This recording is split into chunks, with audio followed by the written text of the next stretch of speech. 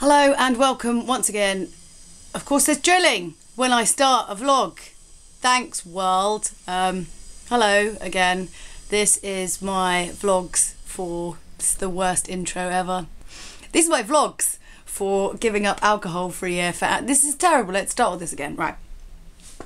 Hello and welcome to my vlogs once more about what it's like to give up alcohol for a whole year for no other reason than to raise money for charity. Welcome. I'm quite far through the year now, so this is my vlog for the beginning of the month of August, which is very exciting because that means there are 5 that's pretty cool 5 months left of not drinking. I went out for a very lovely evening with some of my lady friends from the games industry, so Aoife, Becca and Kirsty, and we all went out to a club called Reflex in Bank. Basically it's all 80s all the time. So we dressed up in the most outrageously ridiculous 80s clothes ever, because I mean if you're going to go to an 80s club you might as well be ridiculous because the whole thing's ridiculous. I'm like, well, I basically wore like a pink taffeta off the shoulder dress. It was spectacular. So it's hilarious, although slightly constrictive in like a taffeta sort of cocktail ball gown a little bit, and quite sweaty because there's not really any AC. So it was amazing, and we had this like really funny time, and being kind of 4 girls together, we kind of got like some super creepy men like crack onto us, but it just became quite funny and we were all like laughing about it, and you know, had like some drinks and whatever. Obviously mine were all non-alcoholic, which is quite difficult in a loud bar because I order lime and soda and everyone always hears vodka and you have to be like lime and soda, no alcohol, like this, because they don't really get it, the concept of being in a place like that sober just seems like I must be crazy, right? It's true. And I have to be quite honest in that, you know, like the nights that I've had out sober, there's always some part of me, no matter like what a good time I have, that some little bit in the pit of my stomach just thinks, but it would have been so much better with beer. Or like a beer would have made this like extra good, you know.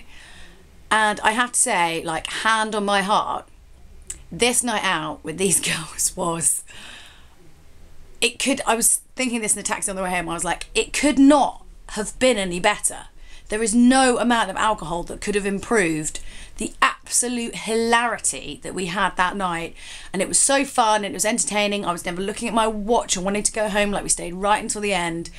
It was like this massive revelation. I was like, this was an amazing night. I don't feel like I missed anything or lost any experience through not having alcohol. And I was sitting there at home and I would have thought, because a lot of what I've been kind of like piecing together in my head was maybe there are some nights out that don't need alcohol, you know, and I think I'd kind of like worked out in my head what nights did and what nights didn't.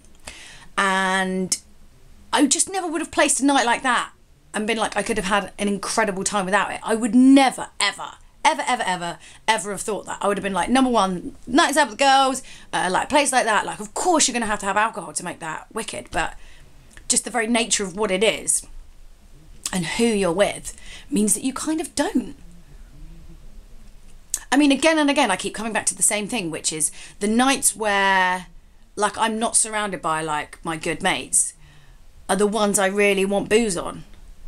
Every time. They're the ones where I feel really sort of left out. So to kind of, like, flip that around, after having that amazing night and being like, oh my God, I'm the best at not like drinking, I've so got it down, I'm like in this zen amazing place, and I'm going to come out at the end of this year being all wonderful and amazing and thoroughly enlightened.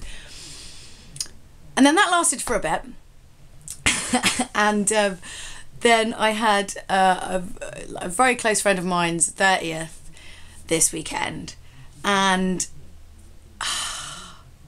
it was long. It was really long. I think what it is that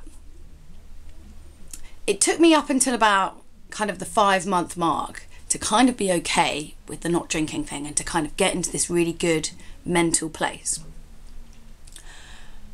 and then obviously to kind of like go to this club and have like this night out, and it was brilliant and blah blah blah. So there was like a couple of months where I was like in this really really focusedly good place where like wasn't missing it, wasn't thinking about it, reflex basically. I was around all this alcohol and not once was I kind of looking at it and thinking I want some of this, which was quite incredible really. And I think because it took me so long to accept that I wasn't drinking, that I kind of, I tipped over the 6-month period, and then now when everyone kind of talks to me and they're like, oh, you've only got so much to go, which is right, but it's kind of changed the way I think about everything, in that now I feel like I'm counting down the days, and it's just reminded me again of the fact that I'm going to drink again at some point. And I'm kind of annoyed at myself that I've kind of let myself think that way, because I was in such a good place, like an amazing place where like I was like da da da da, don't need alcohol, I'm like some amazing wizard. And damn it, like shit. I guess, right, like all of these things in life, it comes down to how you look at it. Everything comes down to frickin' perception half the time. How you take that information from the world and how you choose to let it affect you. I'm kind of annoyed at myself, so I felt kind of a bit like I was missing out on Saturday again, which was irritating. And I feel irritated that I let myself feel that way and let it have that thing over me. But so that I don't have 5 months of just being really annoyed about not drinking all over again, which I don't want, because I know I can get to that place where it doesn't matter and I don't need it. I'm just going to have to change the way I think again. And I need to stop thinking that it's a countdown. Silly Julia. Yeah. I liked where I was before.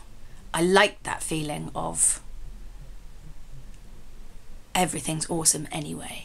Maybe it was just all the alcohol all these years that was holding me back from my true purpose in life, which is to take over the world. I'd be a nice dictator though.